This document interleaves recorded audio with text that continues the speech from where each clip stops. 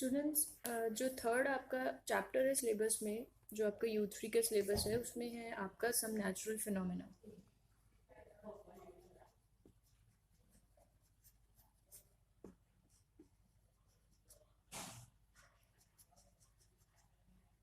ठीक है, some natural phenomena. बच्चे, ये अभी कुछ दिन पहले ही मैंने आपको इस चैप्टर के बारे में पूरा रिवाइज कराया, तो एक क्विक रिवीजन इसकी भी ले लेते हैं। इसमें हमने क्या देखा था कि आपका जो टॉपिक्स रहते हैं, इसमें था सबसे पहले आपका इलेक्ट्रिक चार्ज। ठीक है, ठीक है, क्या था आपका इलेक्ट्रिक चार्ज। ठीक है, अब आपको पता है दो टाइप्स के चार्ज होते हैं, एक होता है पॉजिटिव चार्ज और एक होता है आपका नेगेटिव चार्ज। तो बच्चे, एक साइंटिस्ट थे आपके थेल्स, उन्होंने क्या ऑब्जर्व किया कि जब भी आप किसी मटेरियल, जिसको एम्बर कहते हैं, जब भी आप किसी उस मटेरियल को रब करते हो सिल्क क्लॉथ के साथ, तो वो क्या करती है, टाइनी फीलर्स जो है उनको अट्रैक्ट करना स्टार्ट कर जाती है। तो इसका मतलब कि वो जो आपका मटेरियल है वो क्या करता है कि इलेक्ट्रिक चार्ज को एक्वायर करता है, जब मतलब इलेक्ट्रिसिटी एक्वायर करता है जब आप उसको रब करते हो सिल्क के साथ। ठीक है, और the force of this electric charge attract करती है किनको, टीनी फेदर्स को। इसी तरह हमने एक्टिविटी में क्या देखा कि एक आपने कॉम्ब लिया और कॉम्ब को आपने कहाँ पे किया, ड्राई हेयर्स में रब किया। ठीक है, आपने कॉम्ब को क्या किया, ड्राई हेयर्स में रब किया। ड्राई हेयर्स में रब करने के बाद आपने क्या किया, कुछ पीस ऑफ पेपर के पास जब आप उस कॉम को लेके गए तो आपने क्या देखा कि वो पीस ऑफ पेपर जो होंगे, कॉम उनको क्या करेगा, अट्रैक्ट करना स्टार्ट कर देगा। इसका मतलब कि कुछ चार्ज प्रेजेंट, जैसे आप उसको रब करोगे कॉम को हेयर्स के साथ, तो कॉम में क्या हो जाएगा, चार्ज प्रेजेंट, चार्ज एक्वायर हो जाएगा, जिसकी वजह से क्या हो जाएगा, उस चार्ज में इलेक्ट्रिक चार्ज वो जो होगा, उस फोर्स ऑफ इलेक्ट्रिक चार्ज जो होगा वो क्या करेगा, अट्रैक्ट करेगा आपके किसको, पीस ऑफ पेपर्स को। ठीक है, इसी तरह एक आपने बैलून की भी एग्जांपल ली थी। फिर उसके बाद आपने देखा था कि चार्ज्ड एंड अनचार्ज्ड ऑब्जेक्ट्स क्या होते हैं।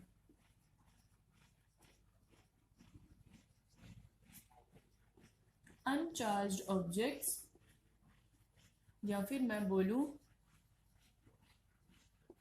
Charged objects. ठीक है, अनचार्ज ऑब्जेक्ट्स वो ऑब्जेक्ट्स होते हैं जिनके ऊपर कोई भी इलेक्ट्रिक चार्ज नहीं होता, उसको क्या बोलते हैं, अनचार्ज ऑब्जेक्ट्स। और चार्ज ऑब्जेक्ट्स वो ऑब्जेक्ट होते हैं जिन पे क्या होता है, आपका कुछ चार्ज प्रेजेंट होता है। ठीक है, फिर उसके बाद आपने देखा था कि फ्रिक्शन या रबिंग करने से कैसे बॉडी में क्या हो जाता है कि चार्ज प्रेजेंट होना, एक्वायर होना स्टार्ट हो जाता है। ठीक है, कि फ्रिक्शन क्या करती है, दोनों ऑब्जेक्ट्स जब रब होते हैं तो उनमें क्या होता है, चार्ज एक्वायर होता है। मतलब कि जब आपके कोई दो ऑब्जेक्ट्स हैं, आप उनको रब करते हो, तो दोनों में क्या हो जाता है, फ्रिक्शन की वजह से क्या हो जाता है, अपोजिट चार्ज क्या हो जाता है, क्रिएट प्रेजेंट होना स्टार्ट हो जाता है। फॉर एग्जाम्पल कि अगर आपने एक ग्लास रॉड लिया, ठीक है, ये एक ग्लास रॉड है, ठीक है, ये एक ग्लास रॉड, और आपने क्या किया, उसको सिल्क के क्लॉथ के साथ क्या किया, रब किया।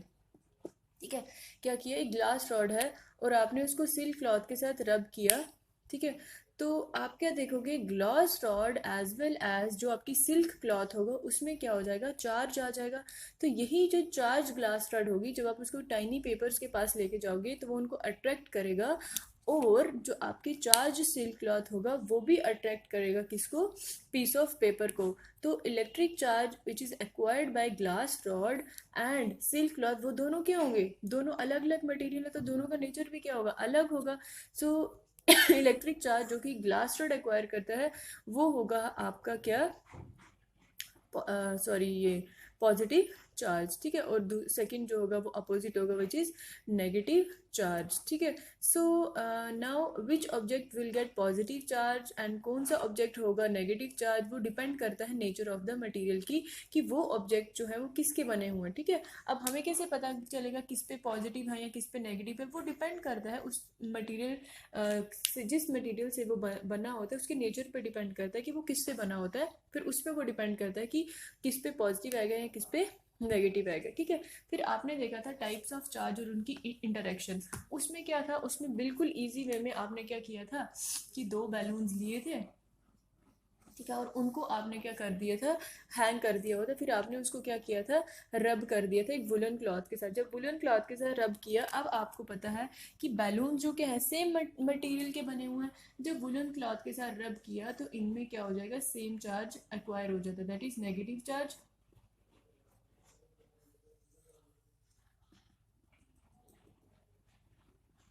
ठीक है, और इसमें भी क्या हो जाएगा, नेगेटिव चार्ज। तब जब नेगेटिव नेगेटिव चार्ज होंगे तो ये क्या करेंगे, एक दूसरे को रिपेल करेंगे। तो इससे क्या पता चलता है कि आपकी जो दो सिमिलर चार्ज बैलून है वो क्या करेंगे, सेम चार्ज उनमें एक्वायर होगा। क्यों? क्योंकि वो दोनों जो होंगे वो आपके सिमिलर ही उसके बने होंगे, सिमिलर मटेरियल के बने होंगे। ठीक है, इसी तरह आपने दूसरी एक्टिविटी भी की थी, वो आप अपनी बुक से देख लीजिएगा। तो इन सब चीज़ों से आपको क्या पता चला था इन सब चीज़ों से आपको पता चला था कि जो आपके सेम चार्जेस होते हैं वो रिपेल करते हैं, है ना, कि आपके जो सेम चार्जेस होते हैं वो एक दूसरे को रिपेल करते हैं, और जो आपके अनलाइक चार्जेस होते हैं, सेम या फिर लाइक भी बोल सकते हो, और यहाँ पे अनलाइक या फिर अपोजिट भी बोल सकते हो, ये अनलाइक चार्जेस जो होते हैं वो एक दूसरे को क्या करते हैं, अट्रैक्ट करते हैं। ठीक है, यह है आपका क्या, चार्ज का। अब नेक्स्ट है आपका why a charged object attract an uncharged object, कि एक चार्ज ऑब्जेक्ट है वो एक अनचार्ज ऑब्जेक्ट को कैसे अट्रैक्ट करता है।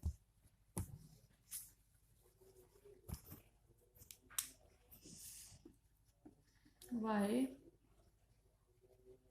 अ charged object, why a charge object attracts an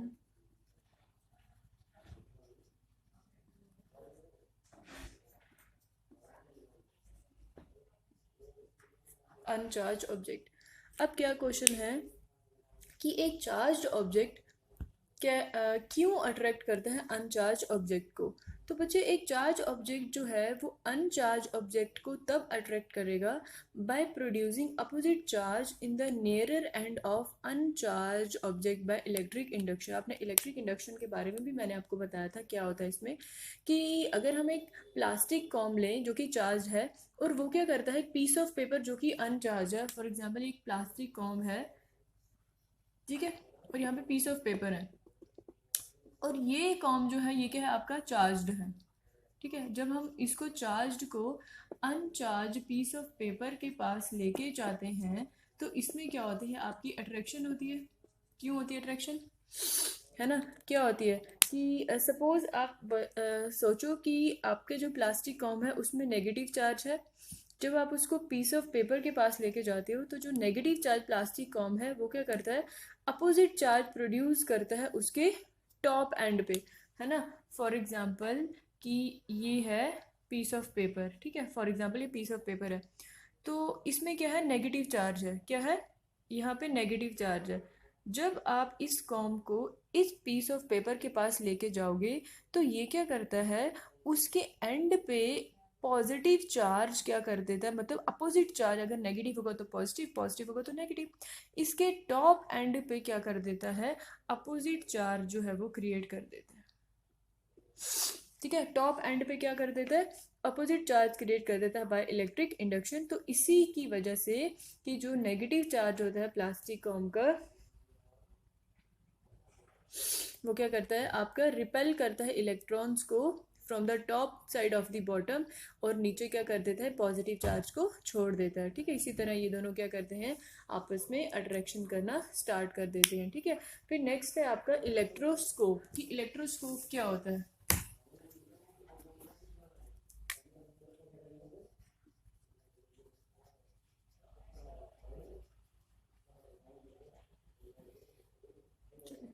अब अच्छा नेक्स्ट है आपका इलेक्ट्रोस्कोप। इलेक्ट्रोस्कोप क्या होता है, इलेक्ट्रोस्कोप एक ऐसा डिवाइस होता है जिसको हम यूज करते हैं फॉर डिटेक्टिंग इलेक्ट्रिक चार्ज,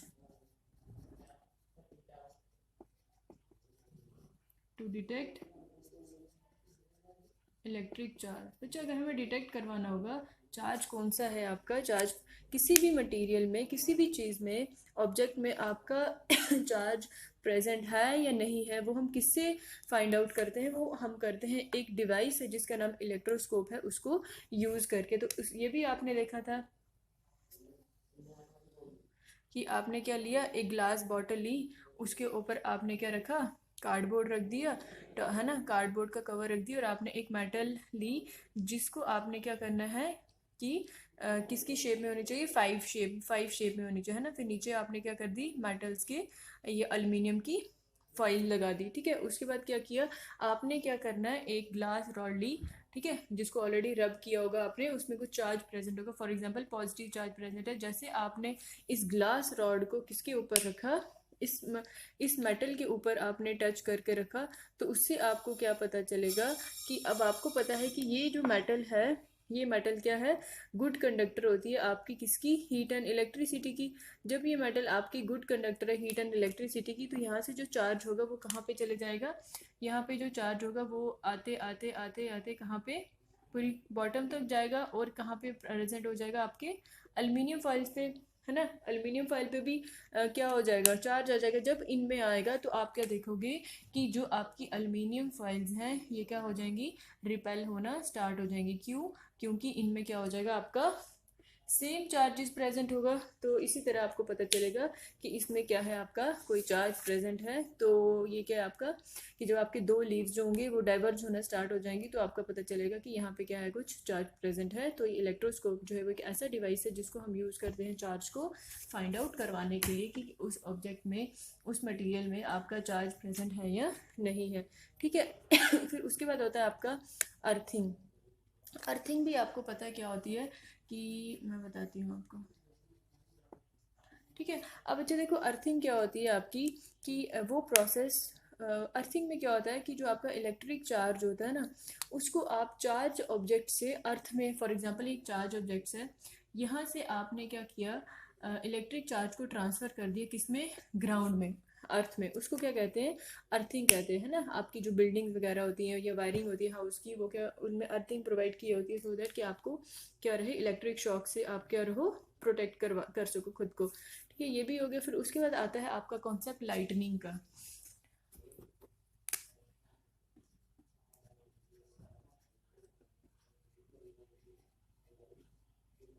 ठीक है। लाइटनिंग, अब अच्छा लाइटनिंग क्या होती है, आपने देखा होगा कि जब रेनी सीजन होता है ना, तो क्या होता है, लाइटनिंग भी होती है और थंडरिंग भी होती है।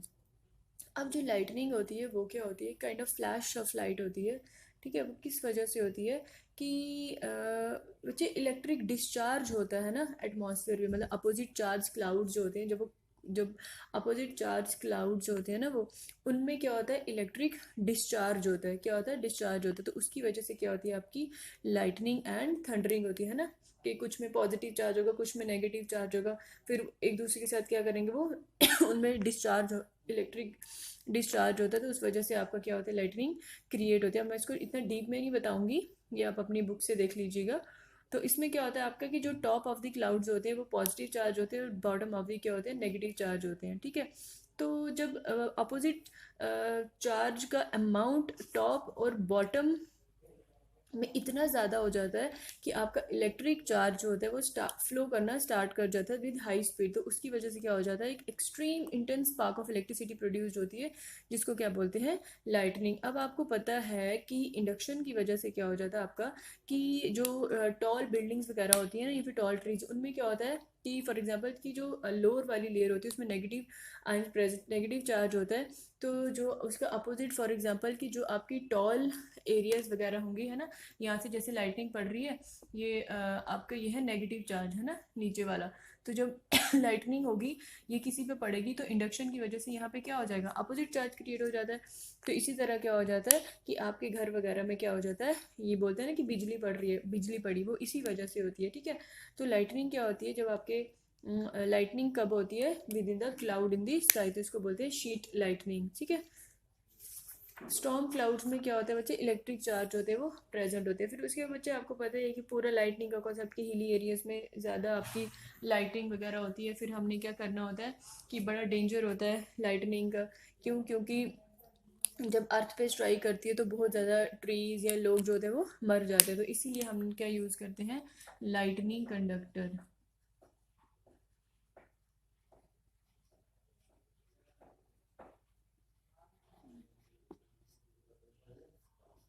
चलिए, क्या है आपका लाइटनिंग कंडक्टर। लाइटनिंग कंडक्टर जो है वो एक ऐसा डिवाइस है जिसको हम यूज करते हैं टू प्रोटेक्ट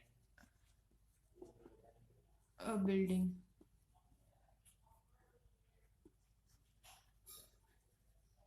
ठीक है, अपनी बिल्डिंग को लाइट के इफेक्ट से प्रोटेक्ट करवाने के लिए आपका क्या होता है, लाइटनिंग कंडक्टर।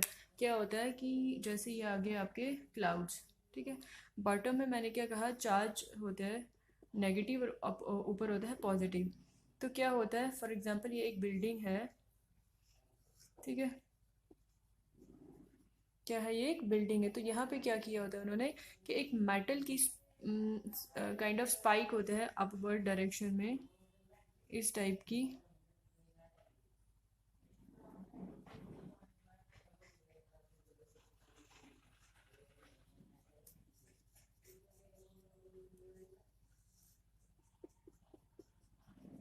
ठीक है। ये क्या है, मेटल की एक रॉड जैसी लगाई होती है। ये क्या है, थिक मेटल कंडक्टर।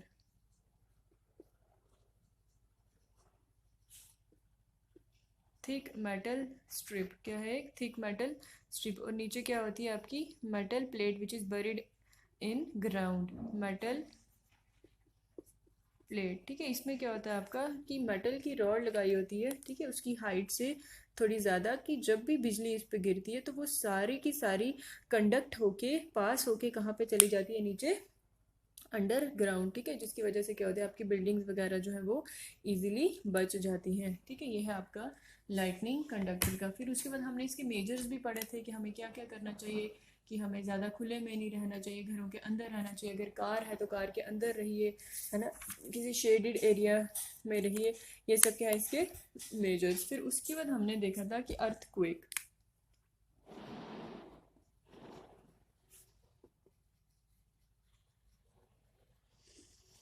ठीक है, अर्थक्वेक क्या होता है बच्चे, कि अर्थक्वेक जो है एक बड़े शॉर्ट टाइम पीरियड के लिए एक सडन शेक बोल सकते हैं इसको, है ना, sudden shaking of the earth which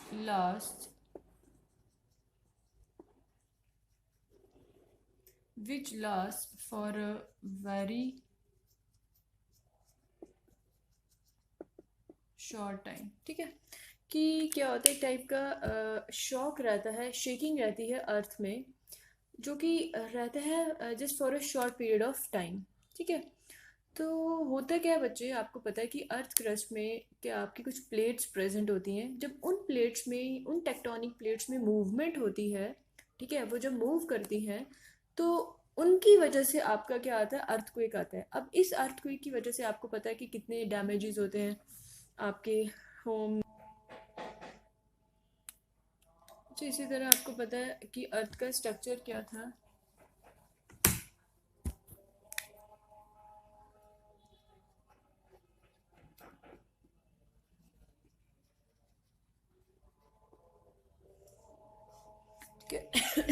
earth structure of earth में क्या आता है, सबसे पहले आता है आपके बीच में कोर, इनर कोर, फिर आता है आउटर कोर, फिर उसके बाद आता है मेंटल, फिर उसके बाद आता है आपका क्रस्ट। यहाँ पे क्या आपका crust, mental, outer core and your inner core. ठीक है बच्चे, अब होता क्या है बच्चे कि आपके अर्थ के स्ट्रक्चर में तीन चीज़ें होती हैं, क्रस्ट, मेंटल एंड कोर। सबसे पहले हम कोर की बात करते हैं। जो कोर है वो आपका क्या रहता है, इनर मोस्ट पार्ट रहता है, किसका, आपके अर्थ का। तो इसमें क्या होता है कि it is made up of, ये आयरन से बना होता है। ठीक है, तो ये जो कोर होता है आपका अर्थ का वो इतना ज़्यादा हॉट होता है कि most of the earth core, ठीक है, जिसको आप आउटर कोर भी कहते हैं, वो क्या होता है, मोल्टन आयन फॉर्म में रहता है। ठीक है, वेर इज इनर कोर जो है वो क्या होता है, अंडर हाई प्रेशर रहता है, तो वो एक सॉलिड आयन होता है। ये क्या होता है, सॉलिड आयन होता है, और ये क्या होता है आपका मोल्टन आयन। ठीक है, सो नेक्स्ट है आपका मेंटल। मेंटल क्या होता है, एक सेंट्रल रीजन है आपका कोर एंड, सेंट्रल रीजन रहता है मेंटल आपका कोर एंड क्रस्ट का। हाँ, कोर एंड क्रस्ट के बीच में क्या होता है आपका मेंटल पार्ट होता है, जिसको मिडिल एरिया भी कहते हैं। तो ये मेंटल जो है ये क्या होता है, ये मोस्टली क्या होता है सॉलिड रॉक से बना होता है। सम ऑफ द मेंटल हाउएवर वो क्या होता है मिक्सचर होती है, कुछ उसमें सॉलिड होते हैं कुछ उसमें मोल्टन रॉक्स प्रेजेंट होते हैं। फिर उसके बाद आता है क्रस्ट। क्रस्ट जो है वो एक आउटर मोस्ट पार्ट होता है। क्रस्ट जो होता है वो बच्चे थिकर होता है, वेराज है ना। क्रस्ट क्या होता है, क्रस्ट ऑफ द अर्थ क्या होता है, वो आपका थिक टाइप होता है वेयर देर इज लैंड भी प्रेजेंट होती है, कॉन्टिनेंट्स भी प्रेजेंट होते हैं, ठीक है। So and crust of the core जो कि कॉन्टिनेंट्स के अंडर होता है वो होता है आपका थिकर, और वो क्रस्ट ऑफ द अर्थ जो कि ओशंस के अंडर होता है वो आपका थिन होता है। तो आप बोल सकते हो कि whole crust of the earth जो है वो एक पीस नहीं है, वो क्या होता है आपका कि फ्लैट रॉक्स की से क्या होता है बहुत सारी रॉक्स को मिला के आपका क्या बनता है, क्रस्ट बनता है, ठीक है। कि मतलब कि वो एक प्लेन नहीं है ना, प्लेन नहीं है। फॉर एग्जाम्पल जैसे वो ऐसा है,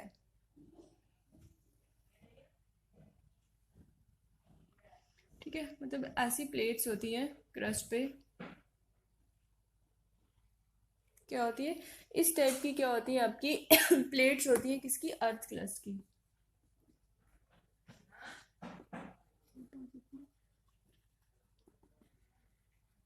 ये क्या आपकी प्लेट्स रहती हैं अर्थ क्रस्ट की। अब इनमें क्या होता है बच्चे कि इन्हीं में क्या होती है आपकी कन्वेक्शन करंट जो होती है वो क्रिएट होती है, ठीक है, जब इनमें मूवमेंट होती है किसकी, प्लेट्स की। अब बच्चे क्रस्ट ऑफ द अर्थ जो होता है, यही मैंने आपको बताया कि प्लेट्स में क्या होता है डिवाइड होता है, ठीक है। अब इन्हीं की मूव, इनमें क्या होती है मूवमेंट होती है ना, आहिस्ता आहिस्ता आहिस्ता ये मूव करते जाते हैं। जैसे जैसे इनमें मूवमेंट होती है तो कभी कभी क्या होता है इनकी मूवमेंट होने के टाइम पे या तो ये एक दूसरे से स्लाइड कर जाती है या फिर एक दूसरे से कोलाइड कर जाती है, या तो स्लाइड करेंगी या तो कोलाइड करेंगी। इन दोनों चीज़ों की वजह से आपका क्या हो जाता है कि पूरा अर्थ क्रस्ट जो होता है, अर्थ जो होती है वो शेक कर जाती है, जिसकी वजह से क्या हो जाता है आपका अर्थक्वेक आ जाता है, ठीक है। फिर उसके बाद आता है आपका सिस्मिक जोन क्या होता है।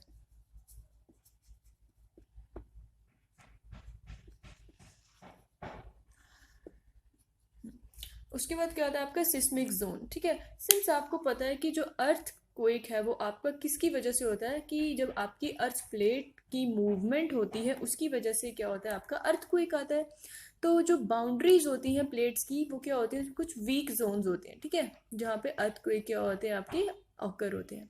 और the week zone of earth crust, ठीक है, week zone of earth crust, वो वीक जोन जहाँ पे आपका ज़्यादा अर्थक्वेक आते हैं उसको क्या बोलते हैं आपके सिस्मिक जोन या फिर फॉल्ट जोन, ठीक है। तो इंडिया में क्या होता है आपका कि जो ज़्यादा थ्रेटेंड एरिया है अर्थक्वेक के लिए वो है आपका Kashmir, western and central Himalayas and the whole of the north east, run of Kutch, Rajasthan and Indo Gangetic plain. तो ये सब क्या है आपके सिस्मिक जोन है जहाँ पे आपके बहुत ज़्यादा अर्थक्वेक आने के चांसेस हो जाते हैं। फिर उसके बाद मैंने आपको पढ़ाया था कि एक होता है आपका सिस्मोग्राफ। अब मैं उसकी डायग्राम नहीं बनाऊंगी, वो आपको मैंने अच्छे से एक्सप्लेन किया होगा, आपकी बुक में डायग्राम दी गई है कि सिस्मोग्राफ क्या होता है बच्चे, कि एक इंस्ट्रूमेंट है जिसको हम यूज़ करते हैं मेजर करवाने के लिए या फिर रिकॉर्ड करने के लिए किसको, अर्थक्वेक के मैग्नीट्यूड को in terms of shock wave, उसको क्या बोलते हैं, सिस्मोग्राफ, ठीक है। इसमें क्या होता है कि एक टाइप का एक पेपर लगा होता है और एक रोटेटिंग ड्रम लगा होता है, उस पर क्या होता है वो जो एक हैवी वेट उन्होंने हैंग किया होता है वायर से। तो जैसे अर्थक्वेक आता है तो वो वेट क्या करता है, वेट के नीचे क्या किया एक पेन लगाया होता है ना, और नीचे क्या होता है एक रोटेटिंग ड्रम लगाया होता है, काइंड ऑफ ग्राफ पेपर। तो ये जैसे ये शेक होगा तो वैसे ही क्या होगा, हाँ, ये जो हैवी वेट है ये क्या होगा, ये स्टेशनरी होगा, ये मूव नहीं करेगा क्योंकि हैवी है। बस यहाँ पे क्या होगा, जो ये ड्रम होगा ये क्या होगा, रोटेटिंग। जैसे आपका अर्थक्वेक आएगा ये शेक करेगा, ये मूव करना स्टार्ट कर जाएगा, और ऊपर से पेन क्या करेगा, है ना, पेन क्या करेगा, स्केलिंग करना स्टार्ट कर जाएगा। फिर उससे हमें पता चलता है कि आपका कितना जो है वो अर्थक्वेक आया हुआ है, ठीक है, कितना मैग्नीट्यूड का है। फिर उसके बाद आपका होता है कि फोकस एंड एपिक सेंटर, है ना। तो जो अर्थक्वेक का फोकस जहाँ से वो क्रिएट हुआ होता है उसको फोकस कहते हैं, और फोकस के ही अपोजिट जो पॉइंट होता है उसको कहते हैं एपिक सेंटर, ठीक है उसको क्या कहते हैं, epic centre, the point on earth surface directly above the focus, उसको क्या बोलते हैं, एपिक सेंटर, ठीक है। उसके बाद आता है आपका रिक्टर स्केल। रिक्टर स्केल क्या होता है बच्चे, कि कितना आप, हम बोलते हैं ना कि इतना 6.4 7.4 इतना आपका क्या आया है कि इतने मैग्नीट्यूड का अर्थक्वेक आया है। कि जब भी आप अर्थक्वेक के मैग्नीट्यूड को एक्सप्रेस करते हो एक किसी स्केल में, उसको बोलते हैं रिक्टर स्केल। अगर आपका 7 से ज़्यादा होगा तो इसका मतलब कि वो बहुत ज़्यादा डिस्ट्रक्टिव अर्थक्वेक है, अगर उससे कम होगा तो वो इतना नहीं होता। ठीक है, यही सब चीज़ें हैं इसमें। फिर आपने देखना है कि क्या क्या प्रोटेक्शंस कर सकते हैं हम अर्थक्वेक के लिए। तो अब प्रोटेक्शंस तो हम क्या कर सकते हैं, प्रोटेक्शन इसमें यह है कि अगर आप अपने घरों में हो तो आपने क्या करना है कि कुछ शेल्टर एरिया होगा उसके नीचे चले जाना, या फिर किसी टेबल के अंडर चले जाना, या किचन काउंटर के अंडर चले जाना, सो दैट कि अगर शेकिंग हुआ तो अर्थक्वेक जब तक नहीं होगा तब तक आपने अपने हेड को या फिर विद हैंड के साथ आपने क्या करना है ना, कवर करके रखना है। फिर उसके बाद जो टॉल्स या हैवी ऑब्जेक्ट्स हैं उनसे दूर रहना है। ठीक है, अगर आप अपने बेड पे हो तो आपने क्या कर जाना है कि उसी पे बैठे रहना है, कहीं पे खड़े नहीं होना। ठीक है, तो अगर आप अपने आउटडोर में हो तो आपने क्या करना है, एक क्लियर स्पॉट देखना है जो कि बिल्डिंग्स या ट्रीज वगैरह से दूर होगा। या फिर अगर आप अपनी कार में हो तो आप अपनी कार में ही बैठे रहोगे। ठीक है, इसी तरह ये छोटी छोटी चीज़ें जो है वो मैटर करती हैं कि जब अर्थक्वेक आता है तो आप क्या करोगे, अपने आप को कैसे कैसे प्रोटेक्शन कर सकते हो। वो किस केस में आता है, वो आता है आपका प्रोटेक्शन के अंडर। ठीक है, तो यही था आपका सम नेचुरल फिनोमेना के अंडर कि ये चीज़ें जो थी, ये वाले टॉपिक्स जो थे वो आपके इसमें प्रेजेंट थे।